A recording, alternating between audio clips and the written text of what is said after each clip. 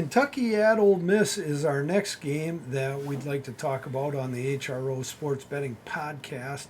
Uh, in this one, these are two teams I really like.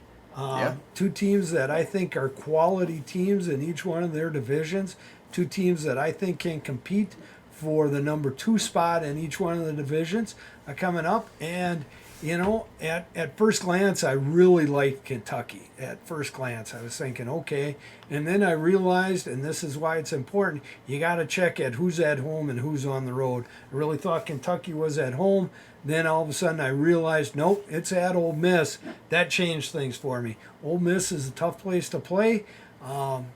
And, I got to say that this is a toss-up. I've now lost that confidence in Kentucky to cover this one. So it's really a no play for me.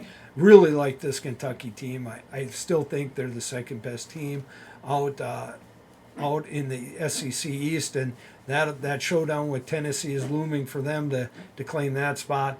And Ole Miss, they're one of that group of teams out west that along with Arkansas and Texas A&M are going to vie for that number 2 spot out there. So with that, it's no play for me. T, what do you think about this one?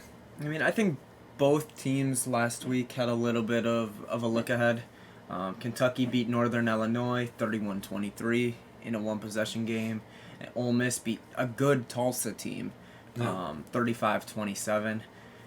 I really like what Levis has done with Kentucky and that kind of air raid and just slinging it all over the place. Turnovers have been a little bit of an issue for Kentucky. Yeah. And when you turn the ball over, you lose to good SEC teams. Yeah. As far as Ole Miss goes, it's not quite the same. We're going to throw it all over the field. They are a little bit more run heavy. Freshman running back Judkins, I think is how you pronounce his name, averaging over 100 yards a game and over a touchdown a game. And this will be a good one. We'll see. Yeah. Dart and Levis. But looking at the spread on this one, this was a play for me. I have Ole Miss. I got an Ole Miss -4 ticket when it opened. Yeah. So I do like Ole Miss in this one with both defenses struggling a little bit and are prone to give up some yards. Yep. No, I'd agree with that. And in fact, with both defenses, the way I had them rated, I was really thinking, once again, this is how you got to adjust. You going from year to year, I really thought, okay, this over-under 54.5, I think is where it opened up, or it opened at 55.5, and it started coming down, and I think it was going to be an easy over. Then I started doing a little more digging on Ole Miss, find out they're running the ball more than what they have in the past.